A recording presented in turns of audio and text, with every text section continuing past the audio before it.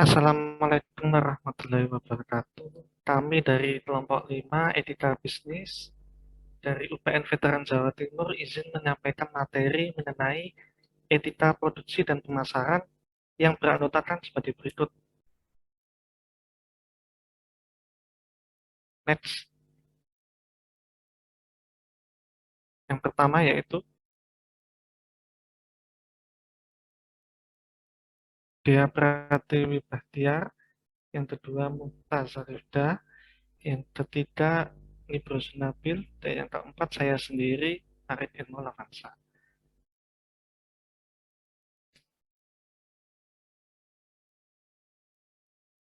Next. Pendahuluan.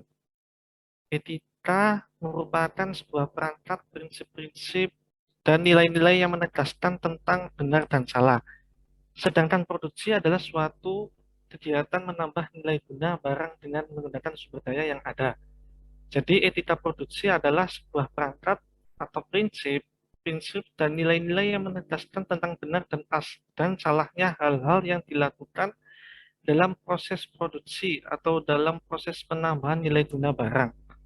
Sedangkan etika pemasaran berkaitan dengan prinsip-prinsip moral di balik operasi dan regulasi pemasaran. Tanggung jawab sosial seorang manajer pemasaran meliputi pengembangan program pemasaran dan meningkatkan kesadaran dan penerimaan ide-ide dan praktek-praktek sosial. Next. Pentingnya etika produksi. Dalam proses produksi, sebuah produsen pada hakikatnya tentu akan selalu berusaha untuk menekan biaya produksi dan berusaha untuk mendapatkan laba sebanyak-banyaknya. Dalam upaya produksi atau produsen itu sendiri, untuk memperoleh keuntungan pasti mereka akan melakukan banyak hal untuk memperolehnya. Termasuk mereka bisa melakukan hal-hal yang mengancam keselamatan konsumen. Padahal konsumen dan produsen haruslah bekerjasama. Tanpa konsumen, produsen tidak akan berdaya. Seharusnya lah produsen memberi perhatian dan menjaga konsumen sebagai tanda terima kasih telah membeli barang atau menggunakan jasa yang mereka tawarkan. Namun banyak produsen yang tidak menjalankan hal ini. Produsen lebih mementingkan laba.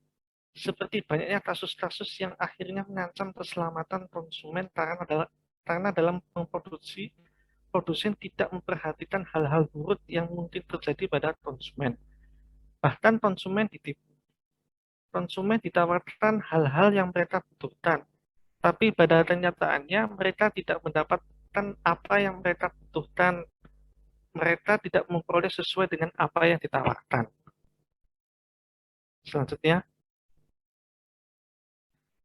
ruang lingkup etika pemasaran. Ada 3 hal yang menyangkut dalam ruang lingkup etika pemasaran. Antara lain yang pertama, manajer pemasaran harus menerima tanggung jawab atas konsekuensi dari tindakan mereka. Yang kedua, manajer pemasaran harus menahan diri dari sengaja merugikan, mematuhi semua undang-undang dan peraturan yang relevan dan akurat, mewakili diri mereka sendiri, perusahaan mereka, dan merek mereka. Yang terakhir, yang ketiga, yaitu manajer pemasaran harus melakukan segala upaya untuk memastikan bahwa pilihan dan tindakan mereka melayani kepentingan terbaik dari semua pelanggan, organisasi, maupun masyarakat terkait. Selanjutnya akan dijelaskan oleh teman saya. Terima kasih. Baik, terima kasih atas waktunya. Untuk yang selanjutnya, pada tugas ini kami menggunakan 2 jurnal sebagai acuan. Jurnal yang pertama yakni dengan judul Etika Kegiatan Produksi, Perspektif Etika Bisnis Islam oleh Ahmad Suminto. Next. Dan jurnal yang kedua yakni dengan judul Perilaku Etis dalam Islamic Marketing oleh Fajar Budiman. Next. Abstrak. Pada bagian ini dijelaskan bahwasanya seorang pengusaha dalam sebuah pandangan Islam tidak hanya sekedar mencari keuntungan saja, namun juga mencari keberkahan dan mendapat ridho dari Allah Subhanahu wa Ta'ala. Target yang dicapai oleh seorang pedagang Muslim dalam melakukan bisnis bukan hanya sebatas keuntungan material saja, namun juga keuntungan imaterial atau spiritual. Begitu pula halnya dalam kegiatan pemasaran. Oleh sebab itulah, penerapan etika dirasa penting dalam kegiatan pemasaran. Terdapat dua prinsip yang harus dipenuhi oleh produsen muslim sebagai landasan etika dalam kegiatan produksi, dan agar selaras dengan Maqasid al-Syariah. Pertama, yakni berproduksi dalam lingkaran halal. Islam dengan tegas mengklasifikasikan barang-barang atau sil'ah atau komoditas ke dalam dua kategori. Kategori yang pertama yakni thayyibat atau barang-barang yang secara hukum halal dikonsumsi dan diproduksi. Dan kategori yang kedua yakni khaba'ith atau barang-barang yang secara hukum haram dikonsumsi dan diproduksi. Kemudian prinsip yang kedua yakni perlindungan kekayaan alam yang dimana hendaknya dilakukan dengan tidak merusak lingkungan atau alam. Next. Selanjutnya, untuk metode yang digunakan pada penelitian ini, yakni dengan menggunakan pendekatan kualitatif, deskriptif, analitik, yakni dengan menjelaskan dan menggambarkan objek penelitian, kemudian menganalisis dari sudut pandang etika bisnis dalam Islam. Teknik analisis yaitu metode analisis isi atau konteks analisis yang memuat metode induksi, deduksi, dan juga komparasi. Baik, sekian dari saya. Untuk penjelasannya yang selanjutnya akan dilanjutkan oleh rekan saya. Baik, terima kasih atas waktunya. Yang selanjutnya yakni kerangka berpikir. Kerangka berpikir etika produksi dan pemasaran. Etika produksi terbagi menjadi konsep produksi Islam dan prinsip etika dalam memilih barang dan jasa yang diproduksi. Sedangkan etika pemasaran terbagi menjadi konsep pemasaran syariah dan etika Islamic marketing. Next. Konsep produksi dalam Islam.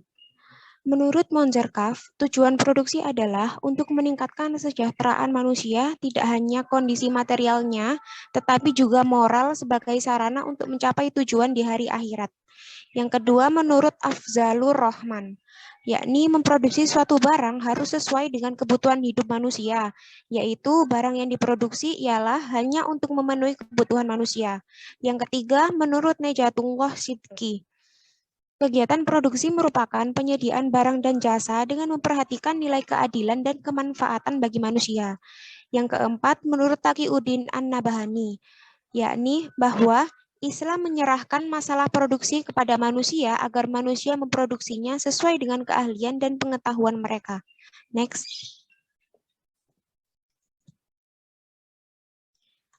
Selanjutnya yakni prinsip etika memilih barang dan jasa produksi. Yang pertama yakni berproduksi dalam lingkaran halal, yakni prinsip etika dalam produksi yang wajib dilaksanakan oleh setiap muslim, baik individu maupun kelompok, adalah berpegang pada semua yang dihalalkan oleh Tuhan. Selanjutnya, perlindungan kekayaan alam. Etika yang terpenting adalah menjaga sumber daya alam karena merupakan nikmat Tuhan kepada hambanya. Setiap hamba wajib mensyukuri dan salah satu cara mensyukuri nikmat adalah dengan menjaga sumber daya alam dari polusi kehancuran atau kerusakan. Next.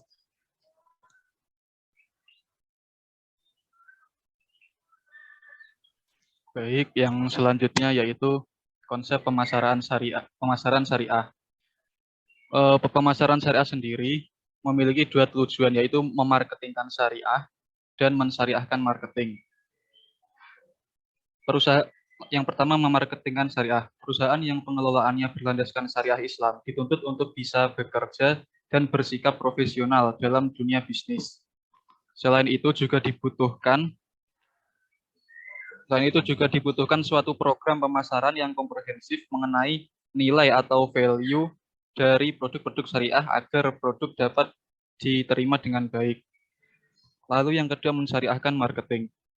Dengan mensyariahkan marketing, sebuah perusahaan tidak akan serta-merta menjalankan bisnisnya demi keuntungan pribadi saja, tetapi juga karena usaha untuk menciptakan dan menawarkan, bahkan dapat merubah suatu value kepada para stakeholder-nya.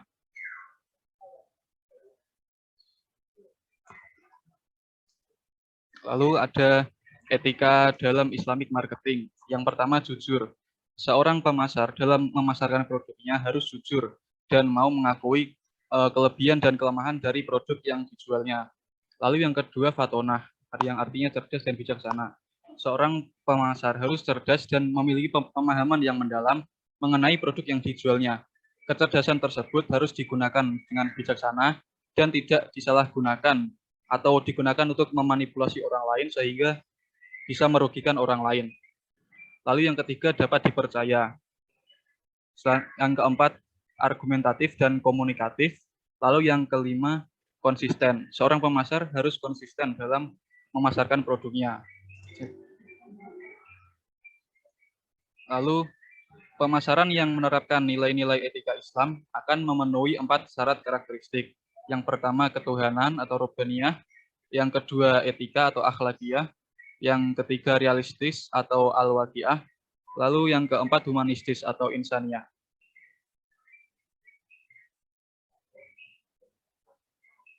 Selanjutnya akan dijelaskan teman saya. Baik, untuk kesimpulannya, yakni praktik pemasaran yang ditanamkan pada etika yang didasari oleh prinsip-prinsip dasar agama yang kuat, dapat memainkan peranan yang penting dalam meningkatkan perilaku bisnis dimanapun. Kepatuhan terhadap praktik-praktik etika seperti itu dapat meningkatkan standar perilaku dan kehidupan yang sama antara pedagang dan konsumen. Hal tersebut menjamin etika pemasaran Islam memiliki kapasitas yang sangat besar untuk menembus hati nurani manusia dan mampu mempengaruhi perilaku para pelaku pemasaran dari dirinya. Dengan menerapkan etika pemasaran Islam akan dapat menyelesaikan fungsi pemasaran dengan beretika, sehingga pihak-pihak yang terkait dengan proses pemasaran tidak menjadi korban manipulasi pemasaran. Terdapat 2 prinsip yang harus dipenuhi oleh produsen muslim sebagai landasan etika. Yang pertama, yakni berproduksi dalam lingkaran halal. Islam dengan tegas mengklasifikasikan barang-barang atau sil'ah atau komoditas ke dalam 2 kategori. Kategori yang pertama, yakni thayyibat atau barang-barang yang secara hukum halal dikonsumsi dan diproduksi, dan kategori yang kedua, yaitu khaba'is atau barang-barang yang secara hukum haram dikonsumsi dan diproduksi. Kemudian prinsip yang kedua, yakni perlindungan kekayaan alam yang dimana hendaknya dilakukan dengan tidak merusak lingkungan atau alam. Next. Untuk saran, sebagai seorang pebisnis, hendaknya kita selalu memperhatikan etika dalam berbisnis. Karena suatu bisnis akan dapat berjalan lebih baik dan berkembang apabila menerapkan nilai-nilai etika dalam berbisnis. Hal ini sangat penting terlebih lagi etika dalam bidang kegiatan produksi dikarenakan dapat mempengaruhi norma, nilai, serta perilaku karyawan dan pimpinannya sesuai dengan tujuan yang dibangun sebelumnya. Dengan adanya hal tersebut, akan tetap terjalin relasi yang kuat antara pemimpin, karyawan, dan konsumen, baik itu di masa sekarang maupun yang akan mendatang.